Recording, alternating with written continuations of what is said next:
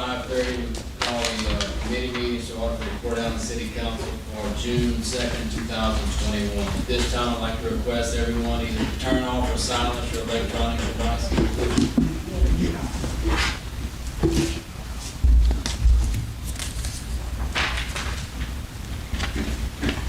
Get started.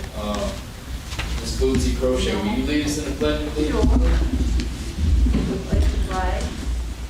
I pledge allegiance to the flag of the United States of America and to the republic for which it stands, one nation, under God, indivisible, with liberty and justice for all. Thank you.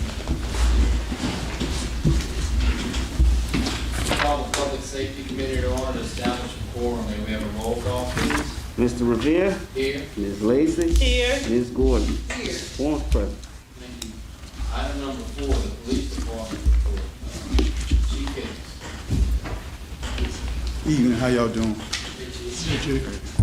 Mayor Lee Public Safety Committee, in order to keep both yourself and the City Council aware of the activities of the Port Allen Police Department, I offer to account for the month of May. Incidents responded to 247 calls, alarm home businesses 30, harassment 6, suspicious person 4, shots fired 6, disturbance 19, custody matter 5, theft 9, suspicious act 8, remaining after being forbidden 11, civil matters 12, Port Allen Fire Department medical 14, check person 7, information 13, animal call 5. Incidents by location: northeast of Court Street in LA 146, northwest of Court Street in LA 170, southeast of Court Street in LA 160, southwest of Court Street in LA 160, and south of I-10, 10. Total suspects arrested 12, traffic crashes 25, traffic tickets 10. Chief, on the report, you said information 13. Can you? I believe that's people calling in, referring to calls, sometimes anonymous callers calling in, reporting suspicious activities, speeders, running stop signs, that sort of matter. Do you have an update on the shooting that occurred with the with the homicide that occurred with the young lady and the shootings that occurred on Maryland Street? Detective Riviere Smith is working on that hard. Like I said, we have one juvenile in custody. He's still working on some other leads as far as the other incident that occurred on Maryland Street. And juveniles involved, so he does have all the information. He's working on that also, getting his arrest warrants typed up, sending them to the judge. We're increasing the patrolling in Catherine Square, which is I got to get with Lieutenant Williams where we can find out who is the proprietor of that property, so we get with them because it has to be cleaned up tremendously. Seems like there's a hot spot there, huh? Pretty much, it's a very high spot. So that's what. And Chief, what you think maybe we could do with some, like, it's the summertime now, and we know school is out. What could the community do to help in the police department efforts? Just by reporting things, if something happens, getting on the phone and calling dispatch and letting us know so we could get on it right then and there, respond immediately. If nobody calls, then we don't know. You find out through secondhand information, thirdhand information. So if people can call, and we also need to get a grip on these juveniles that's out after hours, 2, 3 o'clock in the morning. There's no reason why we have to hold these parents accountable for their children. I didn't. My mom and daddy didn't. I didn't leave our day house without them knowing it wasn't gonna leave out the house, so it's holding the parents accountable. They have to do not a better job, but have a better location on their children. Like I say, 14, 15-year-olds shouldn't be wandering or walking up and down the street at 2 or 3 o'clock in the morning. Sometimes it might not be the case where they just might be walking. It might be the case, but with everything else going on, you know, that's the grip that we gotta get on. Chief, I have a question. I don't know if you can answer it now, but with these juvenile with these ankle bracelet on,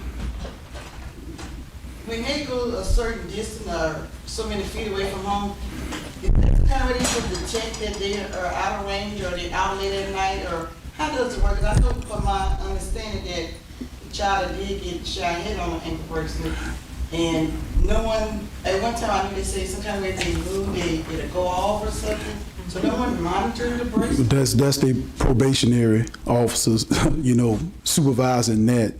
Like I said, that's another thing, you know, is sort of not a problem, but it's getting out of hand, you know. Yeah, that's. And I think part two, that we don't have any type of agency here that has a monitoring, we don't have any monitoring programs here in the city where they probably could have detected that if they were out of range and could have kind of been on that. Because if the probation officer isn't in and the monitoring equipment is in the office, then I don't think that he would be able to respond to well, I don't know if at they have 12 o'clock at night. Well, like I said, I don't know if they have something set up through their phone where if the juvenile is out past a certain time, it sends them an alert or whatever it may be.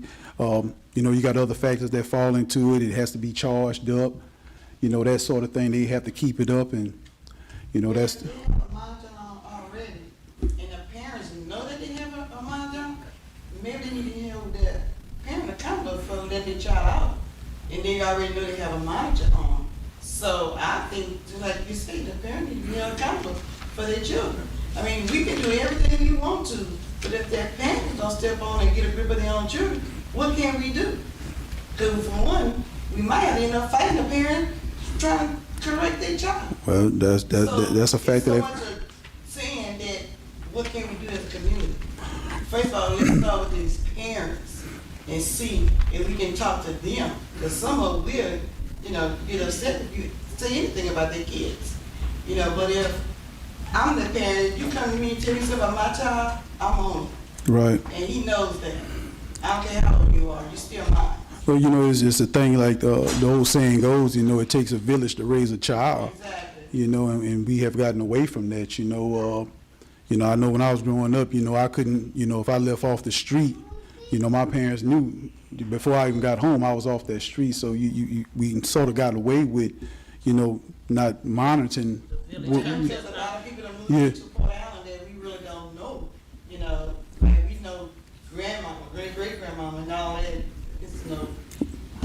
Well, all those people are starting to fade away now. You know, Right. you know, so you don't have that older guidance in the neighborhoods that hey, you know that your child. The older people, the elderly, any kind of way now, they don't have no respect for nobody. No, they don't. You know, So it's just. a shame.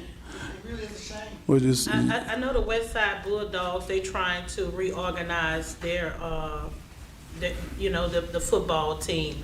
So Corey, maybe the police department could help if you have some at-risk kids or some kids that probably need to be part of that. Just trying to get them into something for the summer, and any other programs. I think we could keep our ears and eyes open, so we could just make sure we kind of divert their focus to Right. something more positive. I'm part of the village. I'm not gonna give up on our children. I just believe that, you know, we all have to work together. Like sometimes we can't just point the finger here and there, but I just believe we all need to just kind of work together to make sure that they're going into a positive direction. And that's what I just see is gonna take, it's just gonna take all us coming together and working together, even with the justice system. You know, that's a whole nother ball game, but we Right. all need to start working together. Sheriff Department, trying to get them, when they get into trouble, we need to try and look at other options like counseling. We don't have a fence program. We probably need to try and get all that, brought back in. Just making sure that we have done everything that we can do before we just kind of just do away with them. Right. Right. Gotta, distinguish between kids just, boys being boys and just people, and real criminal, who's really engaging in criminal activities. And it's just another thing, a form of acceptance. Is social media, music, that sort of thing has a big influence on these children, and like I say, it's, children gonna be children, Yeah, But, unless you have a body under your belt, like they call it, you're not Right. cool. Right, Kill something. and if you're not accepted, they just, they take real rejection if they're not accepted. They just trying to please whoever they trying, and if they don't, they weak, they soft, and that kind of pushes them to do more to try to prove themselves. Which, like I say, if your friends accept you for what you do, no matter what, if you don't want to do it, you don't want to do it. So, but that's, it's an uphill climb, but it's one of them things we just got to work on harder, and like I said, parents got to be more of an influence in their children's lives. Not saying that they are, but monitoring what they do. So we working So on many it. kids don't even have their parents in the picture, living with their grandparents who of age, who really can't monitor them like they should, and parents that work. So we got to kind of just look at, like you said, take a village. Sometimes we have to step in and just say, hey, look, I'm gonna take up on some responsibility here for little Timmy, and Like I said, the other saying is, idle mind is a devil's workshop. yes, it is. So if you don't have nothing to focus their concentration on in a positive direction, guess what? They instead of going straight, they're gonna take that angle off on the side street. So, it's just a thing that we got to work on. It's an uphill climb, but it's one of the things we got to do. Okay. Is this what we were considering, this the update on violations, or this is the conversation we just had? Just an update on the two occurrences that happened last month, with the young lady losing her life and at a shooting on Maryland Street 2 weeks ago. So just like I say, one of them things we concentrating on, patrolling in them heavily areas that have all that activity, and you can't be in everywhere at one time. That's probably, Port Allen is a large city, and if I could put one person there, I'd put them there 24/7. To curb this kind of activity. But you got other things going on. So you can concentrate on one, but you can't neglect the other. But would you say that it's just that, it's just a group of boys, just, I'm not gonna say a game, because it's not really a game, but how would you classify just a group of boys just being achievements, just doing things out of the community? Pretty much. Get attention, or, something like that? Pretty much. That's. Because I would see, I'm like with Lacy, I would like to see all of us come together, all the elected officials, and try to round them all together and see what's the problem. Why are you beefing with each other? What's going on? You all want to do together. Right. So what's the problem now? That's one thing I can't understand is how you grow up in the same city, but you dislike who you in the same city you with. That's one of them things that you beat your head up against the brick wall with.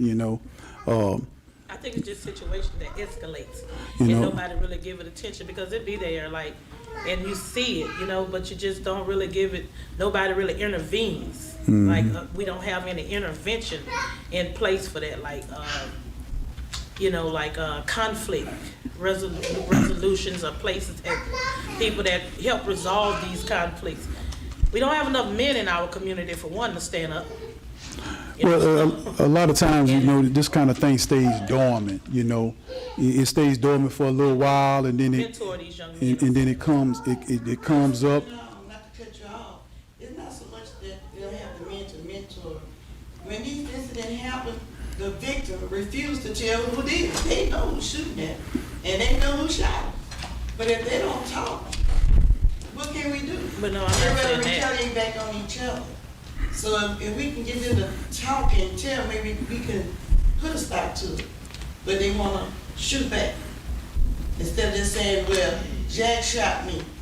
you know. Well, I'm saying before it get to that point of the shooting, you know, just getting some mentors in place, to some men who want to kind of help mentor these young men and teach them skills and better, you know, teach them more positive, and you know, and just try and help them, put them on the right path. And maybe they can start like middle school. I know one time we had a mentor at the middle school for the kids. Brenda was a part of it with me also. And we can start, I know Mr. Poland, Coach Poland, he'd be a good example to set up something for all the men to come in and talk to the young boys. Even the ladies, we can talk to the young girls. That's what we can start at the school. Get with the principal and see if it's okay for the men to come. You know, I remember Glen Oaks High had dad hall, you know, the dads walking the halls and talking to the kids. Maybe that's something we can check into. We can have the local pastors get involved. I mean, you know, like you said, it takes a village to raise the kids. Mm-hmm. So if we can get the young men, we got Councilman Joseph there. He can be an access to them, the pastors of the city. You know, we got plenty of pastors that they want people to come to church. So they got to branch out to the youngsters, because they are the future. But I will agree, it's time to put your feet to the plow. Right. Before So we really start you have to losing start somewhere. with children, have to start like what somewhere. we did in Baton Rouge. Right. And I definitely, you know, I hate to see that there, and I don't want that that cancer to come here, like to that magnitude. And Because we want our city to be a safe place. That's right. We have on 14th Street, we have the playground coming up. That's like, right. And, you know, we just want our kids to be able to enjoy the community. The ones who's not into all that negative behavior, That is correct. and be safe. And Councilman Brown had a team, you know, it was hard to get the kids there, but he tried. And like I said, we can put Councilman Brown over this project to go to the school and start, because we do go talk to Jazz. You and I went, Ms. Lacy, you came on board. Mm-hmm. You go talk to the Jazz members with Ms. Louise Stewart. She invited us all to come in and talk to the kids about, you know, leadership and all that. So you have to start somewhere. Yeah. I think programs gonna help too. And just because you mentioned, are you doing the T-ball this? No, I'm not this year. I'm not sure if somebody else is, but kind of early. I didn't want to say too much, but we have something in work. It won't be athletics, but we'll have something that attempt to do something for the community, so we can have some fellowship with the you know, just the community in general. I'm gonna say middle school, high school. So I have more details hopefully at the next committee meeting. Yeah, I think it's a place where we're gonna all have to work together, even as a council. Mr. Booty and Gary, kind of looking within your district and see what kids we could bring in and kind of get them to, you know, unite and work together. I think that'll be beneficial too.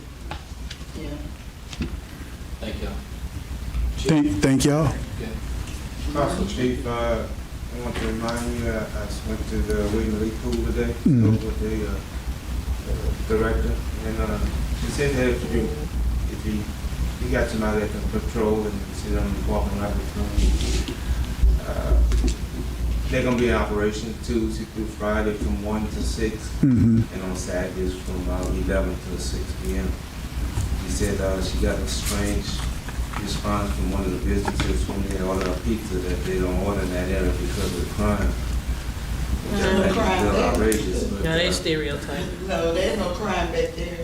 but if you don't mind, can you have an officer just patrol and stop and visit for a little while? Okay. How you done with your application process? How we looking? I've been getting some applicants in. I spoke to a gentleman last week, and I spoke to another female this week, and it went good. Okay. Went good. So I'm just waiting on some more. Okay. Thank you. Thank y'all. Item 5, adjournment.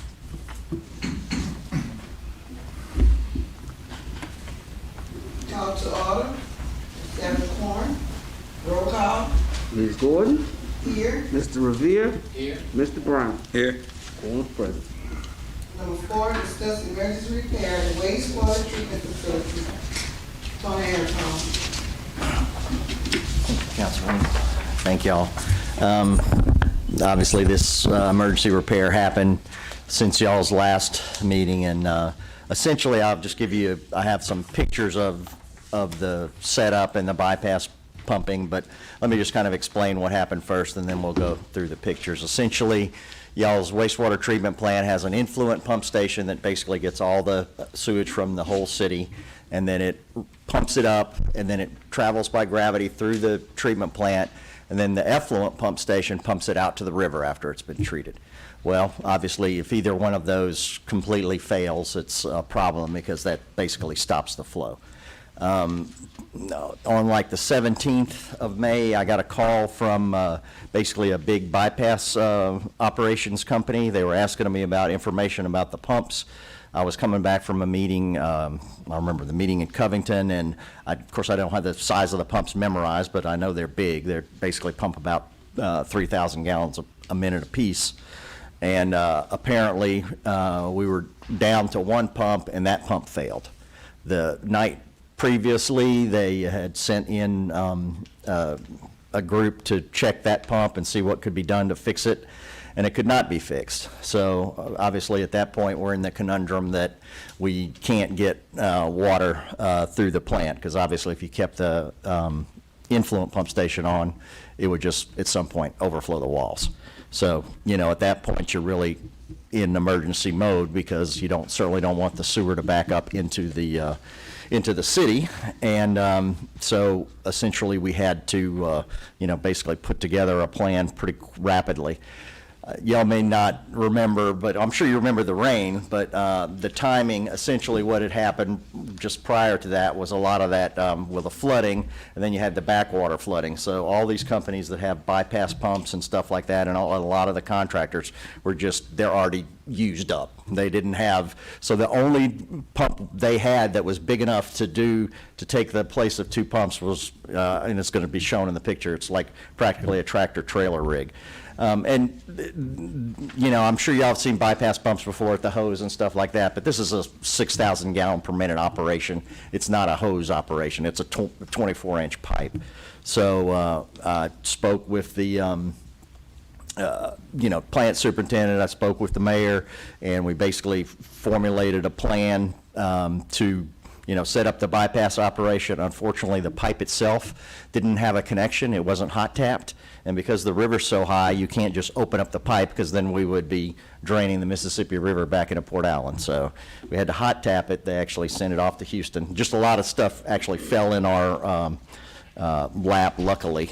And we got that in. They hot tapped it. They set up the big bypass pump. You know, they had to basically fuse the pipe, because the pipe's just thick plastic pipe.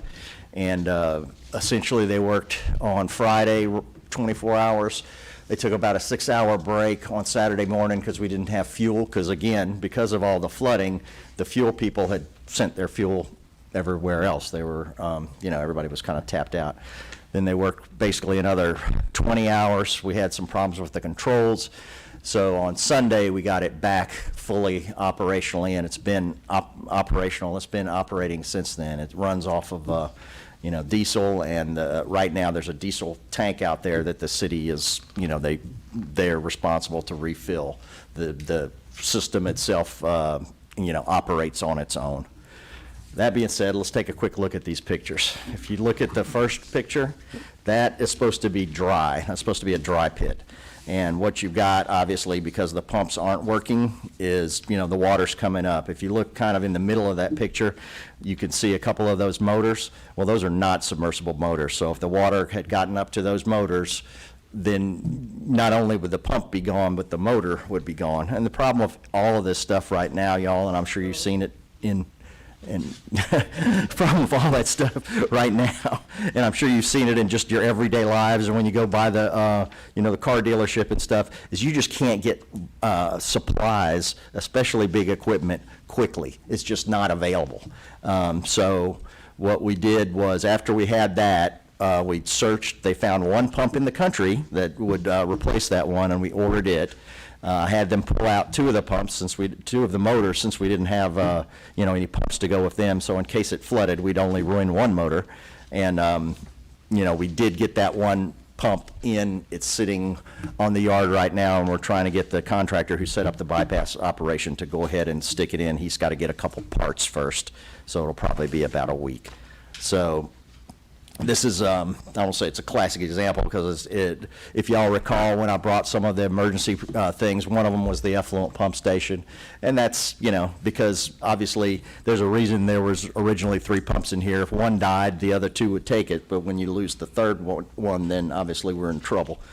I don't have any of the costs, because quite frankly, there's so many subs and things like that. You had the sub that tapped it, you had the sub that fused the pipe. But we had a range, they told me, somewhere between 50 and 70,000. It's a lot of money. Now, I'll say about 20 of it is the hot tap, which that stays. Everything else goes, and certainly, obviously, you couldn't not do it, because you'd have raw sewage going out all over town, or it'd be backing into people's houses. I mean, all over at the plant or backing into people's houses. What the status is right now, I guess what I suggest we do is, when we get all the prices and we get the biggest cost on bypass pumping at this level is setting it up. So now that you've got it set up, you got to pay for that anyway. The monthly cost typically isn't as expensive. So my suggestion is we continue to look for the pumps, and I might, if I can find a different style of pump that we can get quicker, I'm inclined to change that pump out, because I'm just not a big fan of having the motor where it can get submerged and get fried. But again, all this has to do with the timing. So basically, I'll just do the economic math of what it's going to take to, the timing, and to keep the bypass operation going. Just in the 60,000 foot note, the Gran plant, they're still, looking at the feasibility. Supposedly going to have that answer this summer. We're keeping in touch with them. We're telling them we're very anxious. I've given them some flow numbers and actually some questions. I think they're probably not going to bother with answering my questions. They're technical questions till they, make the call that they're going to, go ahead and pull the trigger. I'm cautiously optimistic, because obviously in Washington there's a lot of push for, biofuels and things like that, and certainly that's what this is an ideal application of those things. I wish hopefully I'll have the prices back from, for y'all's next meeting. Because it was an emergency, you really couldn't negotiate them, but I will say I was there most of the time, so they can't say they had a crane there that I didn't see. But, obviously it's an expensive repair, and I guess this is a classic example of, even if we go to Gran, our infrastructure, whether it's the plant or whether it's the collection system, needs help. Just imagine, I like to compare it to like a police car. Imagine if you had a police car, you drove it 24 hours a day for 20 years. You replace parts on it. You can't take it off the road for really short periods of time. You have to really, put some money into it. You can't wait a few years, not fix anything. It's, and I invite anybody to go out and look at the plant. It needs some, I won't say TLC, it needs some infusion of repairs. Any questions on any of this, y'all? Well, definitely, Mr. Tony, I definitely would like to thank you for, overseeing that project there. I do want to know, with the rehabilitation plan that you presented to us, that wasn't factored into that plan at all? No. Obviously, we hope that this would have lasted till you did that plan. So there's a part of this, obviously, that, just basically was the bypass thing, and you don't recover it because it's not capital. Right. So how much time do you think these repairs is gonna buy us? It'll just fix the effluent pump station. It won't fix any of the other things that are broke. And the reason this was so critical is literally the fluid can't go through the plant. The other things, just basically, the plant doesn't operate as well as it should, which you still need to do that as well. I mean, right now, they've got one basin totally offline, and they only have 4, you know, so. We have 3. We Yeah. have 3 working. Right. There's just a lot of stuff, again, not because of like poor maintenance or something, it's just you've got, the stuff runs 24 hours a day. You have to infuse some money in it, or it'll just fall apart on you. And when it does, there's really not enough time for an operator who has to, you know, take samples and stuff like that to work on a pump. It's just not feasible for them to have enough time to do both. And quite frankly, in cases like these pumps and stuff, it needs a big time contractor. These things are, you know, I don't know, 3,000 pounds or something. You just can't get anybody to work on them. From that and I asked them about the pumps, and basically the people who sell those pumps said, you know, they're good pumps, but after 22 years, they don't have any more metal, and so you can't really repair them internally. And you know, 22 years on a reciprocating piece of equipment, that's a pretty good time. Yeah. It's did its years. Yeah, right. It's paid its price, but we just can't count on it going forward. Tony, I'll echo what Clerice said. We appreciate, you know, all that you're doing, and I also appreciate you staying in touch with the people from Grown. If it ever does come to fruition, I think it will be good for us. From what I understand, Lance and the mayor are seeking a piece of property for sewer, a new plant, if that need comes. If it doesn't come, and we've already purchased some property, we can always sell the property, kind of get our money back on that deal. But I just think like a two-pronged approach is better than just putting all our eggs in one basket. And I'll say, you know, the effluent pump station in particular, and most of your tankage, regardless of whether we go to Grand or we go to a new site, you're going to still need those, because all the wastewater comes to that point. And then we got to do something to get rid of it. I did a similar thing in Plaquemine. We kept a few of the tanks, and then after we operated it for a couple of years, we were able to eliminate them. Then we ended up with just the big pump station where the plant used to be, and it's not a park, but they store equipment and stuff there. It's just a grassy field, and ideally that's what we'd like to do, but we can't. Again, any option, your stations are going to have to work. So, and trust me, I'm not interested in doing any kind of improvements that, that aren't either A, absolutely necessary, or B, have at least some, future maybe, We're not doing this to make it pretty or something like that. We're doing it just to keep it running. And obviously at the next meeting, I'll let y'all know the actual cost, and I will come with some recommendations, because hopefully by then I'll know how fast I can get what pumps when. And you can make a decision, because it's really, this station is designed for a minimum of 2 pumps to run. So if we don't put in a second pump, it won't handle wet weather. And I invite y'all to go out there. One of the nice things about this thing, the bypass pump is huge, but it's one of those sound attenuated ones, so it's pretty quiet, which is nice, because obviously it's very close to homes. Yeah, and that's one of the reasons why we definitely trying to get us a new plant there. I mean, it's been sitting in that neighborhood for a long time, and I think those people have endured that. Yeah, and it's residents loud. in that community have endured that for. And I'll say the good thing is, once we have a plant, whether it's either place, one of the loudest things is the blowers over there, and those will be gone either way. We don't need blowers at a pump station. The pumps themselves are much quieter.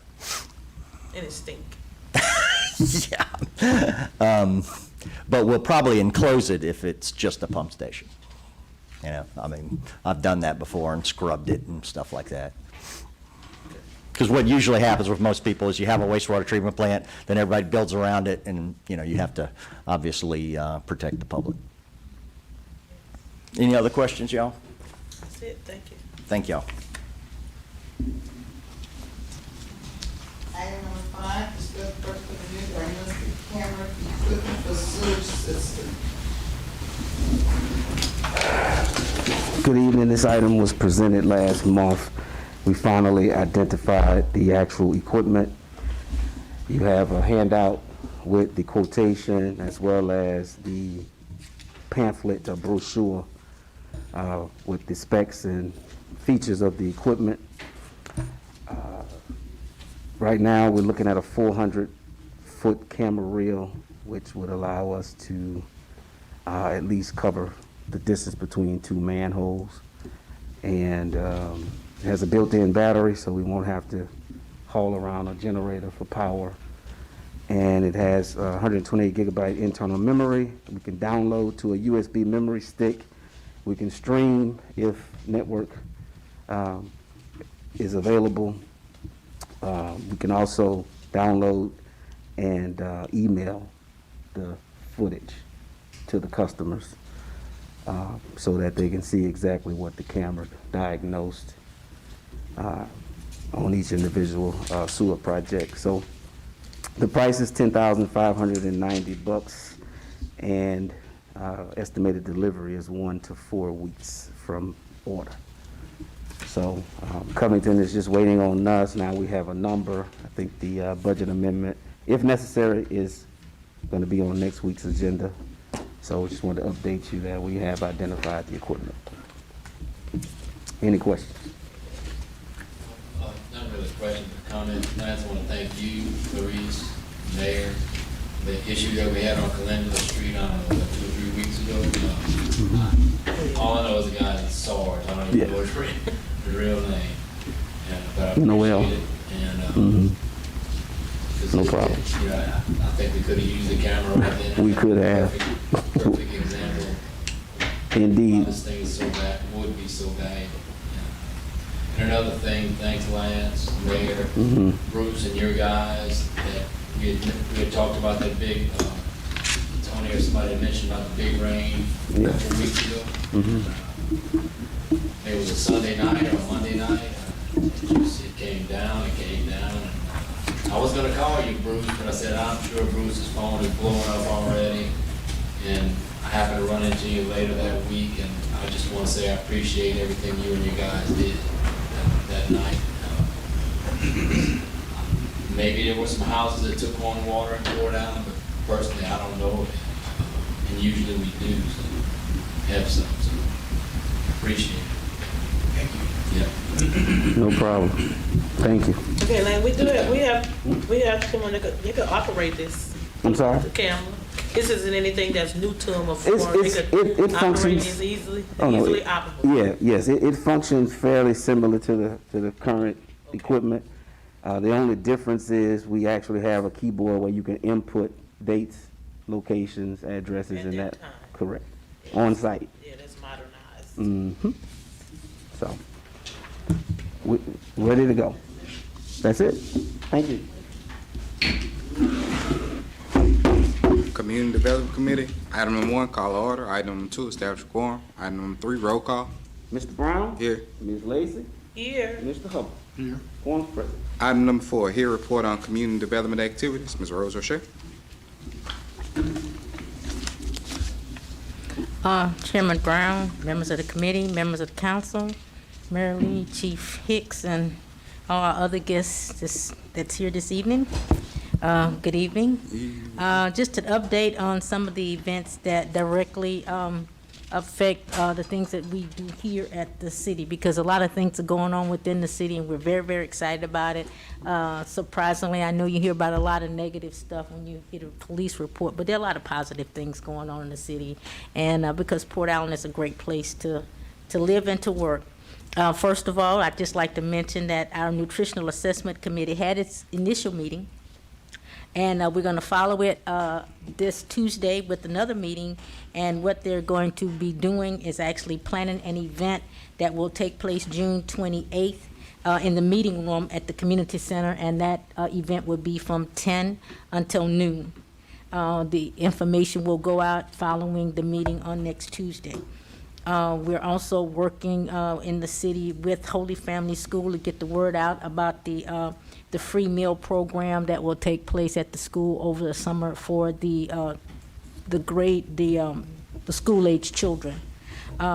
We've completed our work on getting the agreement moving on acquiring our applications for our Go Jobs. So we're looking to actually have announcement out on our website and on the GoJobs website about the 3 positions. And of course, just to remind everybody, those are 3 positions that's no cost to us, that we will be training folk that out in the community to actually be able to work in the city. We do not have to hire them, and it's at no cost to the city.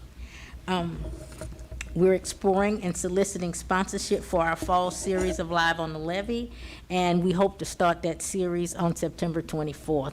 We're looking at this being no cost to the city, so we're asking for sponsorships out in the community. We'll be working on various summer programs, summer camps, and of course, our Farm to Families, if they continue their program, we would like to have the announcement out, because a lot of our elderly and at-risk families can also use those fresh produce that we've given out over the last year. We will evaluate our inaugural Market Day. We'll have our first Market Day, of course, the last Saturday in June. Then we'll do an evaluation, and hopefully we'll do at least 2 more during the summer. The applications have been brisk to coming in, so we're excited about it. We're going to have a lot going on that day. We're trying it as a 1-day event. We'd like to see it expand to 2 days, maybe 2.5 days. But right now, we're going to kick it off and try it as a 1-day event and see how it works. And of course, just to remind you, it'll be at the depot on LA 1, and it'll be the last Saturday in June. We've been interacting, of course, with Exxon on their community discussion group, just discussing about the safety of the air quality in the area. We've talked to the folk at the Criterion, which is Shell, have not gotten any direct link right now, just talking with the folk at Placid, but just trying to keep a link of communication going, so that if something does happen, we can let the folk know that's in our community exactly what's going on at the plants that are near our community. We've been, of course, communicating with the National League of Cities on the Community and Economic Development Committee for improvements at the different levels in our city. And of course, going through LMA, working with the community development and of course the economic development groups in the state. We're trying to also elevate our city as far as bringing in new economic development opportunities, especially for the city, and improving our tax base. We're excited about the private groups who've come together within the city, and they're just coming together to do some things, and such as the Jack's Walking Club and other groups, and the bicycle riding clubs, and just to keep the spirit of community. But we want to also just kind of mention it every month to let them know that we're proud of them to come together as a community group, Westside Bulldogs, if we come together to try to make things grow and be a positive effect in the community. And lastly, of course, we're excited about our Juneteenth Freedom Festival that is scheduled for June 13th. And thanks to the gracious contributions of the City of Port Allen, along with Entergy and the Louisiana Lottery, that it's a wonderful opportunity. We'll have a great day of education, empowerment, entertainment, and cultural enrichment. And that's kind of it in a nutshell, what we're doing in the community as far as events and activities. Do I have any questions? Nope. No, ma'am. Thank you, Ms. Rose. All right. All right. Item number 5, discuss 14th Street Park development. I was asked to put this on the agenda by my colleague, Ms. Lacy. Yes, so tonight I'm prepared to kind of touch on the Corn Street Development Project, as well as I want to kind of give my take on last month's discussion as it relates to community development. It was a lot that I had to say, so I took the liberty of writing it all down so I could address the people as well as my council. It's pretty lengthy, but hey, follow me. The City of Port Allen has a community development budget. Over the last 25 years, the city has utilized funds from the community development budget to support the city in many different ways. The City of Port Allen has hosted activities and events to help build community relations, increase social capital, and possibly bring revenue into the city. Community Development Funds has also assisted local organizations in various areas. The most recent event, which was the City of Port Allen hosted, was the Heart of Champions Parade. The city hosted this parade to honor our young men and young women who have achieved the mission of winning state championship. The student athletes are inner city and outer city youth that attend Port Allen High. I have listened to those who sit around and bicker about whose responsibility it was to celebrate them, when these group of student athletes has represented the entire city, the parish, and the state with such honor and dignity. Have we forgotten that our children are our future? No longer can we hide behind the walls of it's not about the kids, it's about the tax dollars. That's hypocritical when people in this community have discussions about why they are celebrated. You should be ashamed to walk among these kids and their parents and resent the fact of celebrating them. I can't speak for events prior to me being elected, but I will uphold my position in funding this event. I do believe that the city leadership role in organizing this event gave the citizens a boost in community involvement, community organizing, and community network. I also feel moving forward that this will be a parade that will sustain itself if the opportunity presents itself. But this year, the city and the parish support was needed and was given.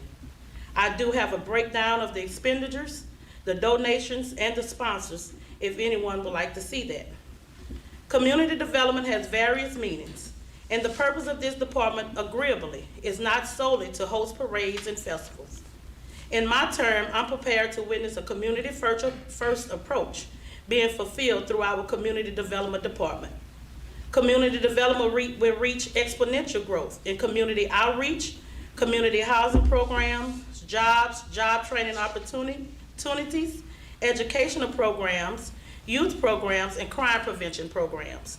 Yet, that does not mean that funding for events will be completely negated. In all due respect, I agree that we can scale back on events unless they're filtering in revenue to the city. The revenue generated would open up doors to more of the city endeavors and community development projects. I'm proposing to my council that we begin the development of the Corn 14th Street Park. Currently, there's a basketball court and bathrooms. Playground equipment has been purchased and installment has occurred. But yet, we need the playground to be designed in a uniform manner. The walking trails need to be modernized to mirror other walking trails that's in our community. It's overdue for development of this 10-acre land that has been donated to the city of Port Allen. Bringing in an architecture that can design a multicultural, intergenerational, recreational facility that fosters the needs of both our youth and our senior citizens is the beginning phase of this proposal. We need a master plan in place that would give us the foundation to financially build upon. The city of Port Allen engaging in partnerships with the Park and Recreation Department to assist with this project would be a great opportunity for the community. This facility will incorporate programs for children and families, as well as expand the Counseling on Aging program. Ms. Rose Roche, if you can begin researching grants or other funding sources to assist in this project, we would appreciate it. We can allocate some of the community development funds to this developmental project as well. I do believe that this is a step in a better direction where the people's tax dollars are being spent judiciously as required. The city of Port Allen has an ongoing sewer issue that's been tabled through many administrations. We talked about this tonight. And without addressing this issue, the city growth is being effective and continues to put a strain on the economy. Fortunately, under this administration, we are gearing up to ensure that funds are being secured and allocated to the maintenance, rehabilitation process, and ultimately the replacement of a debilitating water waste treatment facility. Be assured that all concerns, issues, and opinions of our constituents are taken into consideration. I strongly recommend that you slowly remove your fingers off the panic button and allow this council the opportunity to work together professionally and proficiently as we attain to the city's future. A tax on this administration is not where your results will be rendered from. Working together and being solution-focused is the key that will open the door to the city's future success. And with all that being said, we are working to compartmentalize and prioritize all the complaints from the city.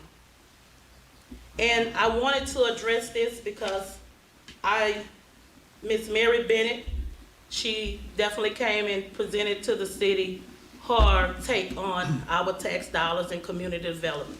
So I just wanted to let her know that we are listening, I'm listening, but I wanted to respond back to her in a way that we could meet in the middle.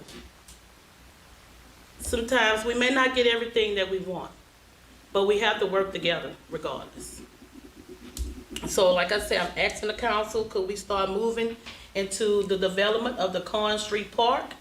So this could be a place for our youth and our senior citizens and help divert some of this crime and begin to close the gaps of our generation, these generational gaps that we have. Even Ms. Charlene talked about it tonight, that the older generation don't want to be involved with the younger generation. So we have to bring them into a place, in a space where they can be able to coexist together. So that is my proposal tonight. Any questions, comments?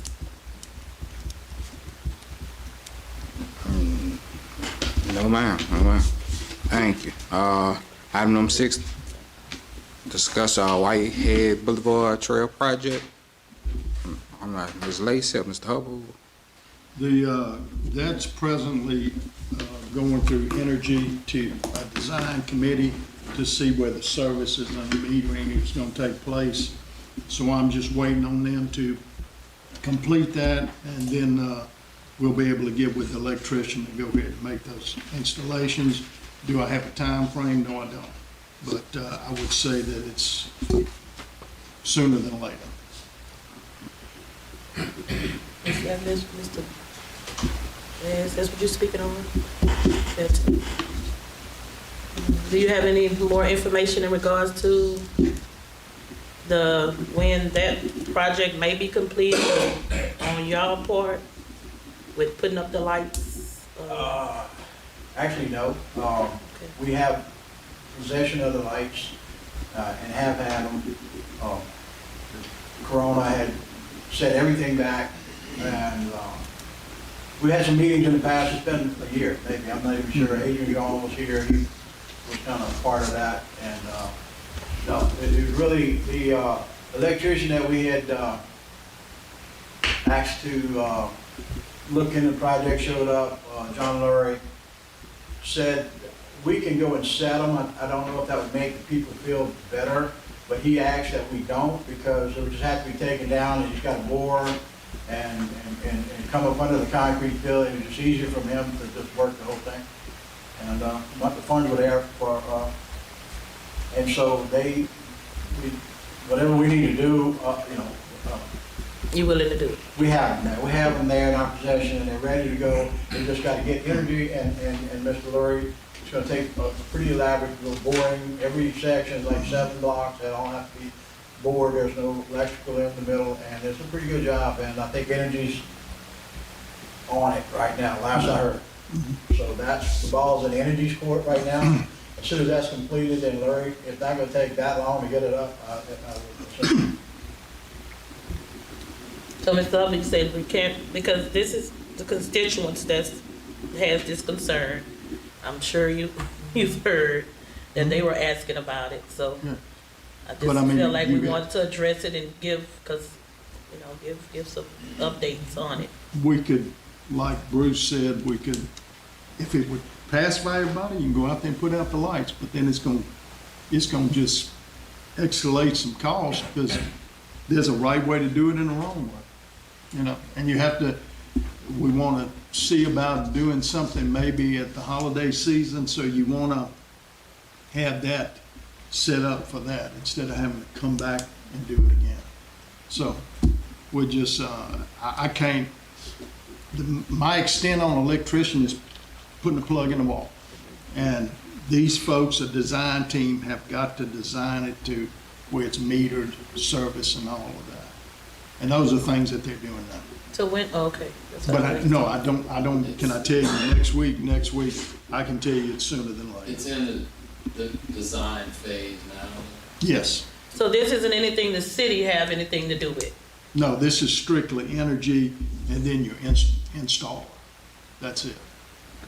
Yeah. Now, I think that may be a they have- misconception Can I there. say that loud enough so they can hear it, not the city folk? Man, Can y'all stand out so they can hear you? And then It's not on the Also for public information, you No. may be aware of this already, the funding for the lights and new benches are from the BP BP oil side. spill. Well, I just learned about it. Yeah, that is. I wasn't part of it, but I'm Yeah. learning. Yeah, that's, and then, I guess Councilman Hubble secured those funds, I think, when you were councilman at that point, so it's, you know, it's a nice little addition to the city, and, And that's the lights and the benches and right, all of it. that's all included in the DP oil spill grant.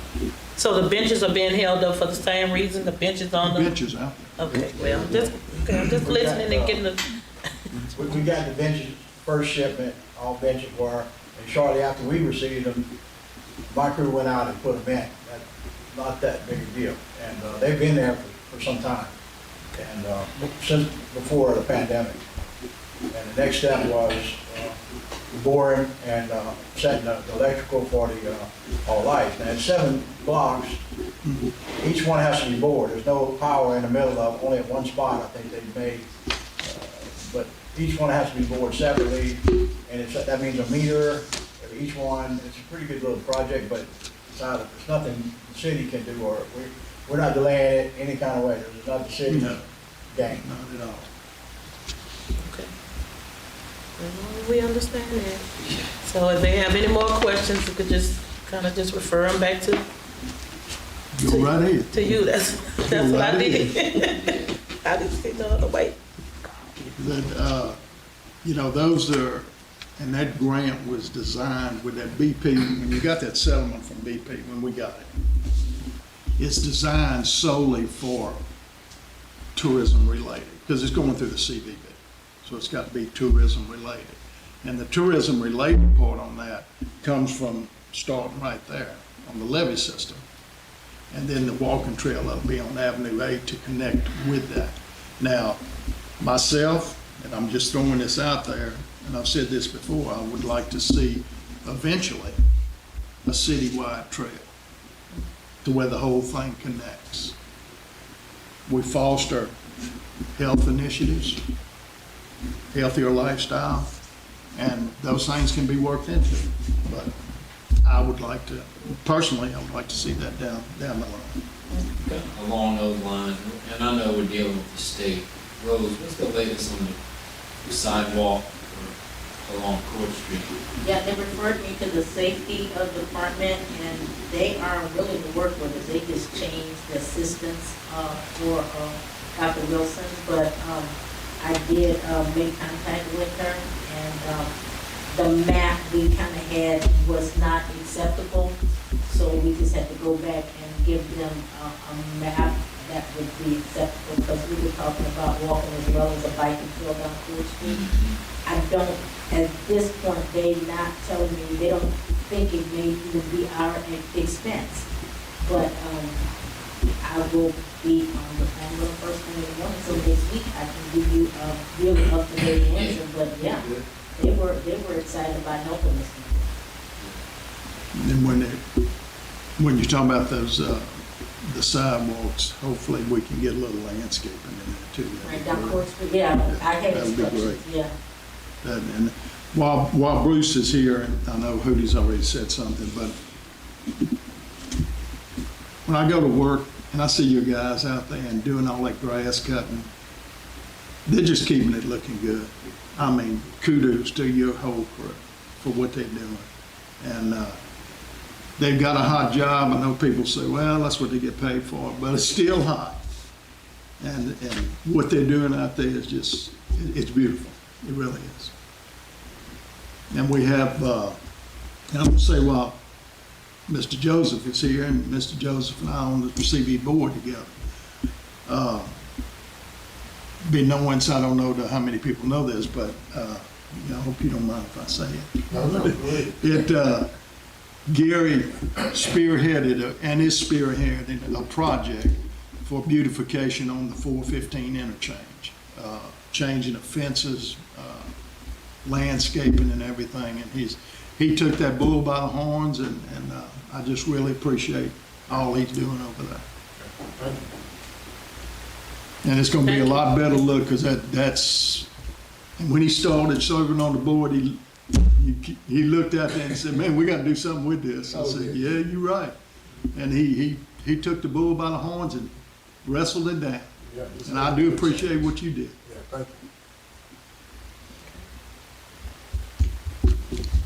Item number 7, adjourn.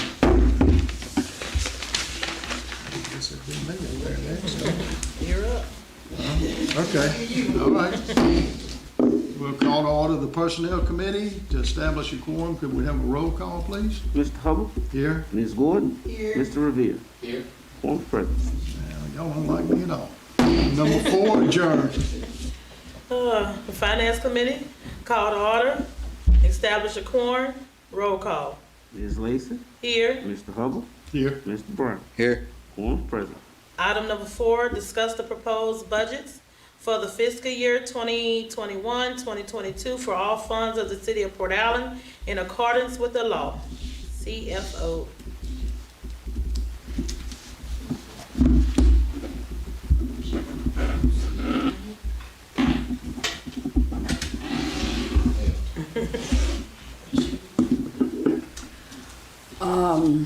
I'm here to answer any questions that y'all might have, since you've had about 3 weeks to digest this project, and I'm here to answer any questions that y'all might have. We spent about an hour and a half with Miss Lacy earlier today, and if, again, invite you to call me or come by the office when I'm there, and I'll be glad to go over any of the details that you may need an answer to.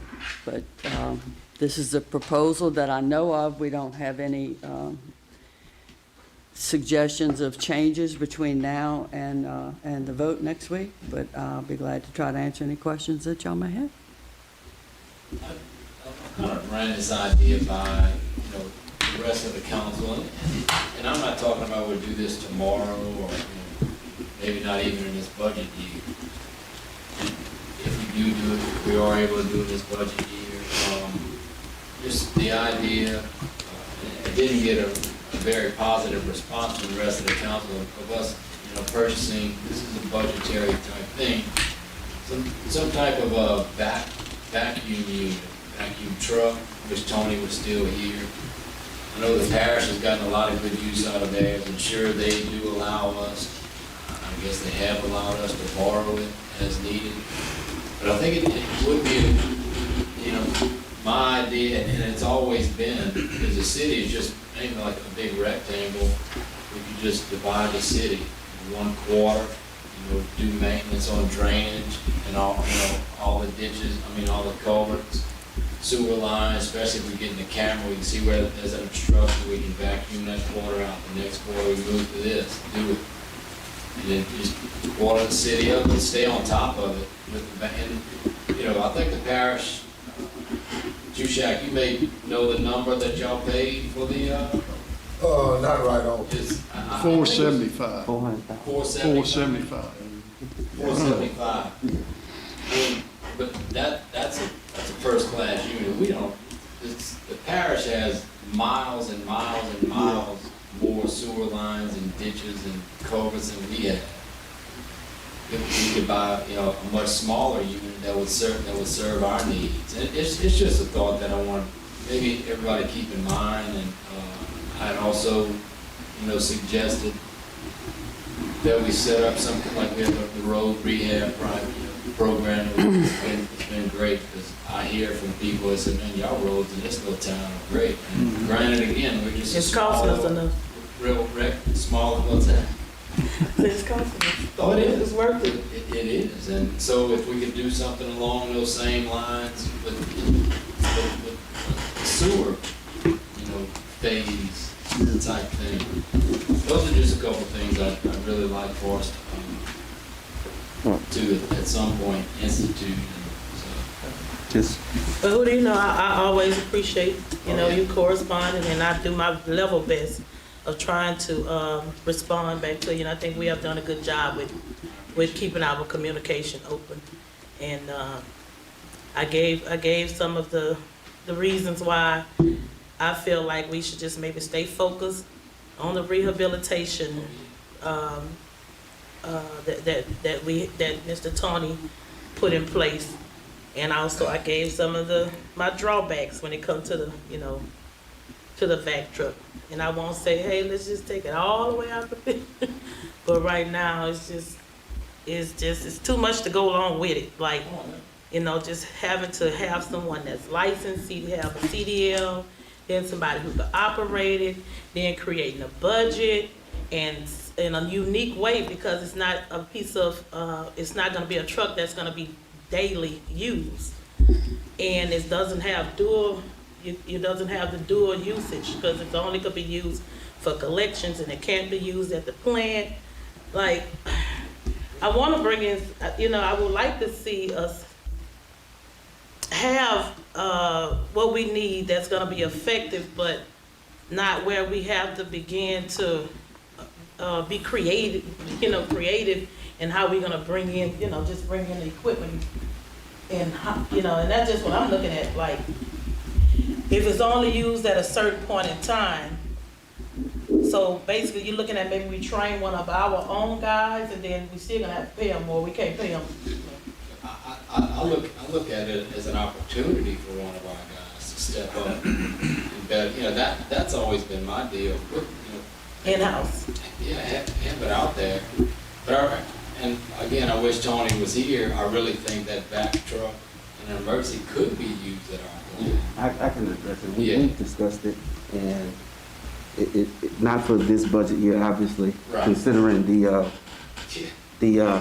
repairs that we are planning for the wastewater treatment facility, but the vac truck can be used for the sewer system, it can be used for the drainage system, it can also be used at the plant. And just to give you some information to compare and ponder, when we had the lines recently cleaned out on 8th Street and Court Street, a company called CES charges $550 an hour for a vac truck with an 8-hour minimum.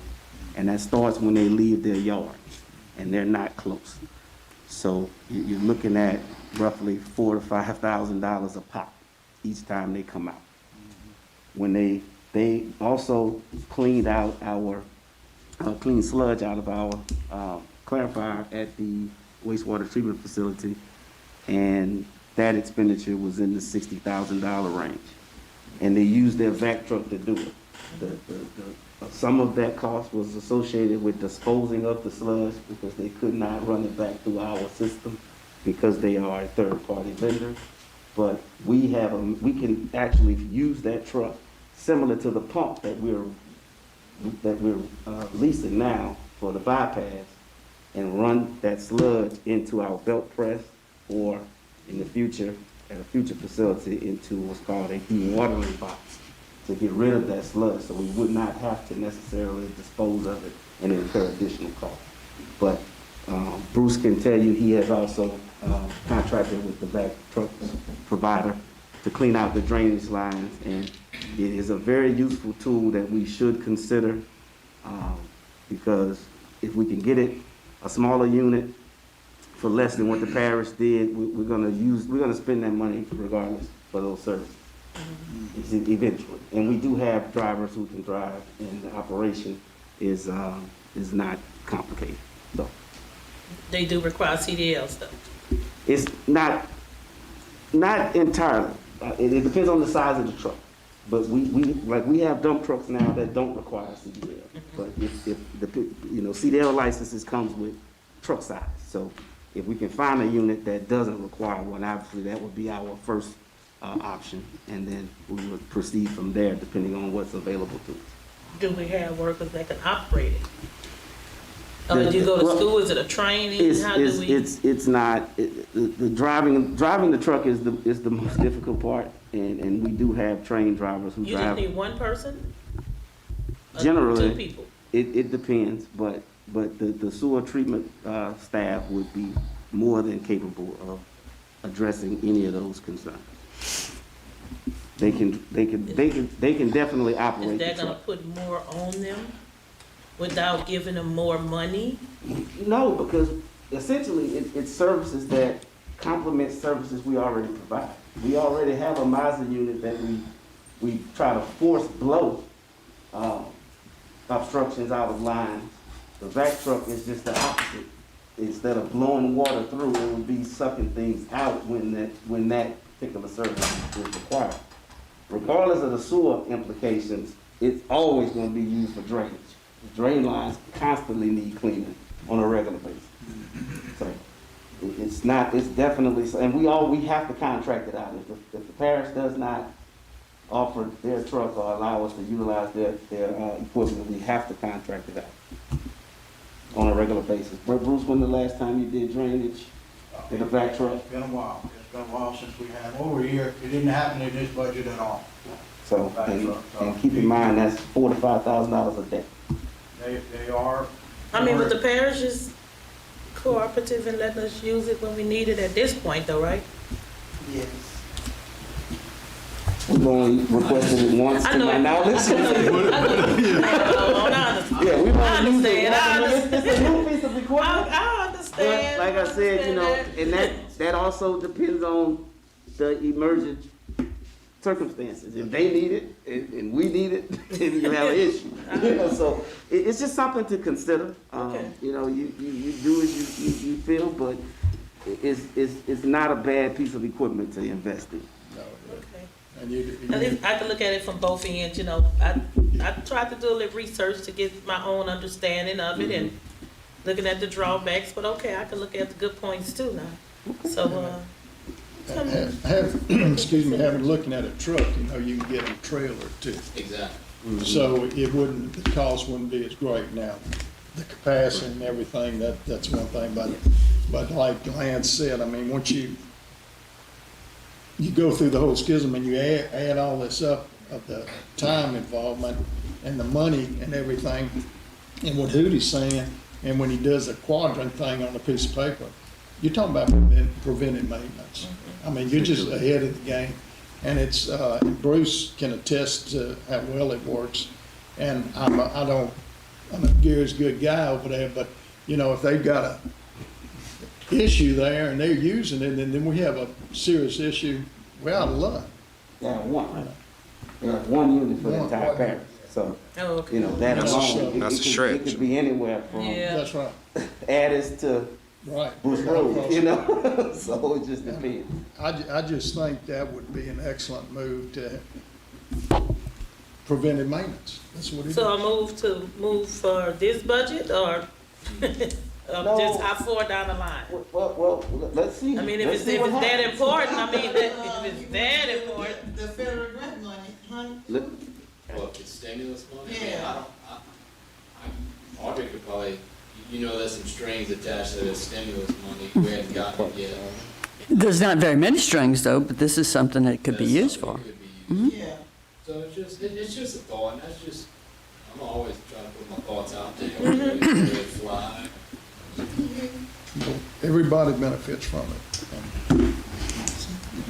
I mean, I hear about the money, the stimulus money. I mean, what type of money are we proposing to give? Do we know what that word, proposal? Give me that conservative number. $875,000 this year and $875,000 next year, for a total of about 1.7 million. That has to be spent, or you got to give it back. And where? How do they stipulate it to be spent in your You city? can't lower your current rates of your utility services and then use that to compensate. And you cannot, and you cannot, if you have an unfunded liability, like a retirement payments that we owe to MERS or the police retirement, which we don't, thank God. If you did, you could not use it to fill that hole. But other than that, it's pretty much fair game. And I had said to, and I mentioned this to the rest of the council and the mayor and Lance, I think it would be a and I think we can do it. Say a one-time, $500 bonus for each employee. And I don't know if we can or not legally. Each what? Employee. Benefit the citizens, nobody. I know. I mean, you gotta pay for it down the road. I'm No, sorry? I'm not talking, I'm just about a one-time. Yeah, but then the rate, the salary go up next year, it's the same amount. That's why I termed it as a bonus. Now, if we can do it, I would like to, but if we cannot, then yeah, just Well, that word makes my stomach flip, bonus. just because Right. you're not supposed to do that. That's not like a donation, like Because it's, yes, donation, yeah. yes, you can't give bonuses like that, that I know of. Now, of course, we'll let our legal counsel decide if we can do that, because there's lots of things that the Constitution says that for a variety of reasons, we get creative. But that, when you say that word, that makes my stomach flip. I do know. Yes, that's bad. That's a dirty word. The other thing that you need to know about it, though, is I think by 2024, if it's not spent, it has to be returned. So Oh, we gonna spend it. I'm gonna So, say just the sewer alone. Huh? it Yeah, is- we could put it, we need it in our Benefit, wastewater. its intention, the intention of the stimulus from the federal government for this money is for it to be spent, not for you to say, oh, well, we don't have very much in our fund balance, we're gonna put $1 million in it, let's just let it sit there. You can't, because if you don't spend it, you will return it to them. And that's by 2024. Like I said, we do have the sewer, Yeah, the that's- wastewater treatment, facility that money could be generated into. I just proposed the 14th Street, developmental project could be funded into. We have to. You had another question? Well, just, I mean, it seems like I've heard of school systems giving their employees like a one-time I appreciate it. $1,200 stipend or whatever. Oh, that's what they do in East Baton. That has been done before. I don't think I'm dreaming that. No, you're not dreaming it, and That was just- There's different ways Okay. that entities have done Right. similar things. A little creative. It's a variety of practices that go around, and that's one of those things where some steer away from it completely for concerns, and some of them, they're willing to Risk it all. I mean, it's something we can look at to see if the council's interested in that. I mean, we can take a look at it and see how, if and how it could be done.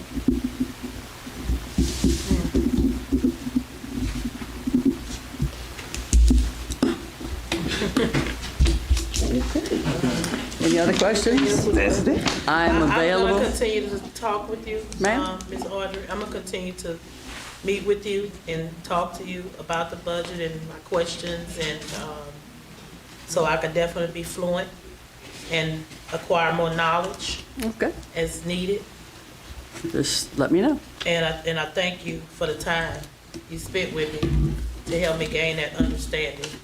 So, and I do. It takes a minute. Understand more than I understood as into what, with the general funds and the different funding sources and agents, so, and where money could be moved, and so I'm understanding that. Okay. So I do Well, just thank let me you. know if I can answer any other questions. Just take notes, and as you think of things, as you're looking at it, all of you, just take notes on the thing and then call me. You don't have to come in necessarily, just call me, and No, I I'll like certainly to come. try to answer whatever you have questions about. Okay? Okay. Thank you. Before we adjourn, this can be said anytime, I just, and I'm not going to talk about the vac truck, but just using it as an example, I don't think the city ought to go to the parish with the hat in their hand all the time. I mean, I just got a problem with that. I do appreciate former council member here that served for years, always working with us. Gary always works with us. Gary's great. He steps up to the plate. But we need to kind of do some things ourselves. We need to take responsibility ourselves. And I just hate to go to them all the time for like your little red-headed stepchild. But having said that, I want to say, Bruce, I know we discussed this here in Fort Walton a while back. And Bruce came upon some ladies that were out doing some planting, on city property. And he asked them, he stopped and talked with them and said, man, this is great. What y'all doing? Y'all work with the city? No, we're just volunteers. That says a lot, you know, and it kind of got my mind thinking on some things. And having said that, we talk about drainage. How much stuff do you see in those pipes? Like grass cuttings that people blow into the street, all kind of things that they just don't take responsibility to clean up themselves. And you know, on another tangent, like Clerice said, you're talking about all of this stuff starts at home. And it's the responsibility of each of us to make it better. And to take that, instead of blowing the clippings or sweeping it out to the street, so it'll go in the drainage, and all of those things like that, that plastic bottle, you know that there's I hate to get on this, but it is pet peeve of mine, but there's a group of whales in the Gulf of Mexico. There's only 30 to 40 of them. One was found dead recently from a 2.5-inch piece of plastic that had lodged in its stomach and tore the lining and everything and eventually bled out. Think all that stuff that's going in the drainage and it's clogging the lines. And I get back, it's everybody's responsibility. Don't say, well, it's the city's responsibility or let the other guy do it. No, it's yours. We all live here. You talk about community all the time. We all live here. And everybody needs to do their part. And so let's help everybody out. But if we have trash or we have recycling and everything, put it where it's supposed to go. I mean, these guys, I watch them. They're sitting out here with pickers before they cut the grass. They can cut that grass and let all that stuff fly out. That's beautiful when you got trash flying out all over the street. But it's everybody's responsibility, I mean. So anyway, I'll shut up. That's enough.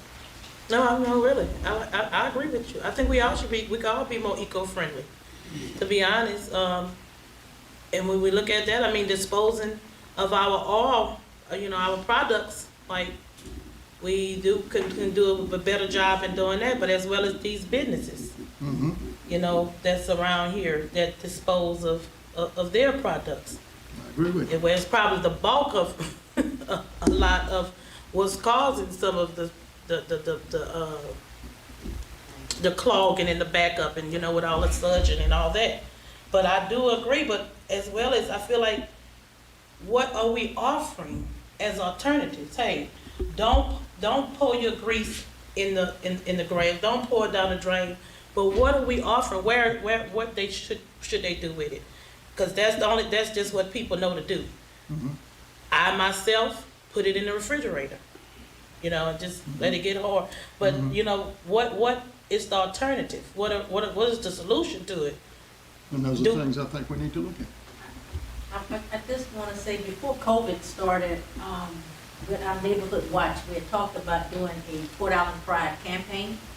And maybe there's something that we can pick up and ask for volunteers on the committee, because I think these conversations can go across the board and maybe we can come up with some solutions to a lot of these problems or issues if we do that. So if this is the wish of the council, we can go back and look at actually establishing a Port Island Pride campaign or something similar to that, so that people would have more pride in their communities. Are we talking about, getting free billboards and really putting it out and going whole hog about being proud of our community? Because if you're proud of your community, then you're not gonna throw that paper down. Then you're not going, you're gonna mow that yard twice a week or 3 times a week because you want the yard to look good. So maybe from that conversation, if we can get some citizens to come on board and actually work with us to get that dialogue going just in that area of being proud of your community. It's a lot of things that would not happen. I think that's what Councilman Hubble and Council Lady Lacy, if that's what you want us to go, then we'll pick up the pen and pencil and try to get that going, to get to the media and let them know that this is what we want to try to start. Am I correct? Sign me up. Okay. And that's. Councilman Lacy want to offer some solutions to the, Yeah. to the problem. That's Well, what the Councilman Lacy solutions will come want to when- do. Like Lance, is he the one who's supposed to be making, not you, Lance? I did not pull your, do not come walking at me right now. Mr. Gidry, is he the one who's supposed to go around to like the businesses to make sure that they're disposing? Right, but we can get some got- he's trying to stay on authority in top that of that. area to try to talk to folk, and then we get the word out, and then we start communicating, and it was almost like this Exxon group that got going with the dialogue getting out through the community. If we're gonna have a pride campaign, and I think that's what we're gonna call it, Port Allen Proud or whatever, we can get back on that issue and start letting folks know that we're proud of our city, and these are the things that we need to do to make our city run and look good. Right now, we're talking about looking good. Okay? We don't have one now. There's calls. Oh, adjourn. Let me close us out. Good evening, Council. Good evening. It appears y'all had a pretty good discussion tonight, but I want to bring attention to a couple of things. One is William Lee Swimming Pool is open for the summer program. It just opened up this week. They'll be open Tuesday through Friday from 1 to 6 p.m. and on Saturdays from 6 to 11. From 11 to 6 in the afternoon. They are having swimming lessons provided by the Y, and it is a fee for that, so you have to put in an application for those services. $20. All right. The other thing is the American Rescue Plan Fund. Y'all spoke about that earlier. We haven't been notified as to what exactly we're going to be receiving, but those funds could be used, for various things. Our main object right now is to get the sewer treatment plant back up and running. We also have some road projects. The Corn Park Road project and drainage is another priority. We've been studying that for the last 20 years. It's about time to get that underway. And what I'm talking about is the construction of Florida and Kentucky Street from 14th Street to 12th Street and connecting 12th Street and between Maryland and California. That's another project that we can use those funds. I've been speaking with our legislature representatives, Price and Jordan, and they also seeking some additional funds for relief in the sewer plant and also to close the canal that runs through Corn Park up to 12th Street. So all those things in the planning stage. I don't want you to, look at the budget and see that, hey, we in a deficit and we don't have the funds. But as you know, in the next couple of years, we're going to have this American Rescue Funds. We're going to have funds from the state government. Also, we're going to recoup those funds from the Whitehead Trail. I think it's $90,000 they're supposed to send us a check for. So that's money that we're going to be counting on, in this year's budget and the year after. So just don't dismiss some of the things that we're doing. I heard y'all mention about not, begging the parish for help, but, at times you do need assistance. So they're there for us. Our council chambers, it needs upgrading. And if you notice in this year's budget, I put that in this year's budget because of the pandemic we had this past year. Didn't have the equipment to operate. We had to go to the community center. We had to go to the parish. So this is one of the things that I'm hoping that y'all would agree to fund to upgrade this council chamber so that if an event happens again this year or the next couple of years, we'll be able to hold meetings here in our own council chambers. Anybody know Cheryl Myers? She was on the secretary for the board adjustments. I've been trying to reach her, haven't been able to get in touch with her.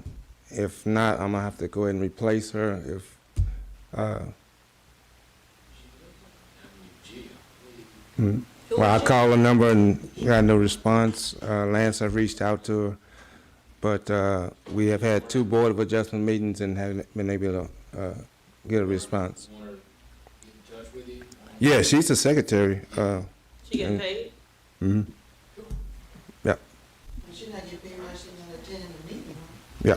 yeah. Well, we haven't had a meeting in 7 years, but we've had 2 since January, so. Chairman, if you're out there, We have one this month, so. could you please report in? So that'll be 3, that's a lot for, boy, that's good. Well, they actually, their ordinance says as needed, so they don't meet unless there's an agenda item. Right. And just, the planning and zoning wants you all to consider changing their meetings to that too. You might want to touch on that.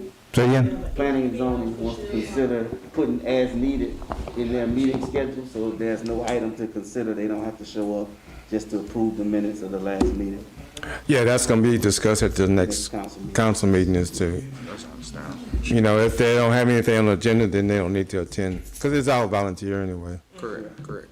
Yeah, their time is valuable. Yeah. And believe me, they bombarded me at the last meeting and said that we don't give them enough recognition or thank yous or kudos for showing up every month. So, The planning and zoning?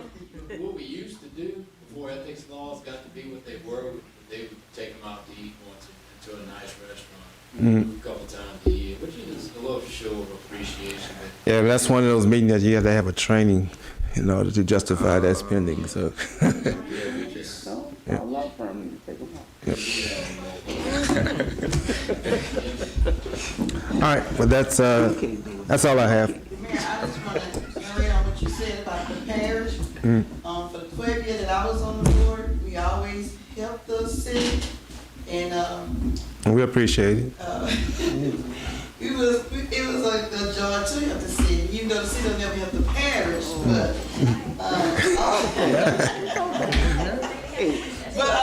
but I'm just saying that I don't think they have a problem with helping the city out with anything, on different projects or everything. Back then, and I'm quite sure it's still the same this way, because Pee Wee, he tries to help it in the way he can. All right, believe me, anytime I reach out to them, they'll respond. So we friendly with you guys. Wait, I'm sorry. We're friendly with us. All right. One thing, this is, y'all may think this is off the wall coming from me. You'll Oh, yeah, understand off the it. wall. And I've been meaning to do this for a couple of years. Is there any way, or how do y'all feel about, and summer, I guess, would be a good time, each one of us take a youngster from their district and have them come up here for the committee meeting and sit in the chair. We can sit behind them so we can tell them what to do, but it kind of just gets a little part of them involved. And just like kind of have a committee meeting, let's say, and I'm just throwing this out in July, and we all pick a youngster, and, you know, there can't be 3 or 4, but, you know, like that, and just, we'll sit behind them and kind of let them run the meeting, and we can be there to cue them, and just, What age are you talking? well, I mean, what y'all think? High school. Elementary, middle, Middle school? Middle, high. No, maybe high, middle to high. you know, so Well, they it's, could at least have understanding. Well, no, what we can do, we can do a middle school, and then the next time we do high school, where they both have opportunity to do it. okay. I just throwing it out, I thought it'd be a good gesture for youngsters. Yeah, just make sure the Can it be agenda done like like that? that. Just make You sure know, the that's why I agenda said like- committee, Yeah, you know, I mean, but we'd be right behind them, so we Right. really facilitate, but it's like they have a part in it, you know? Yeah, I think. Have a part in the in the process. governmental. Yeah, just throwing it out there. In the modern day political discussion. Yeah.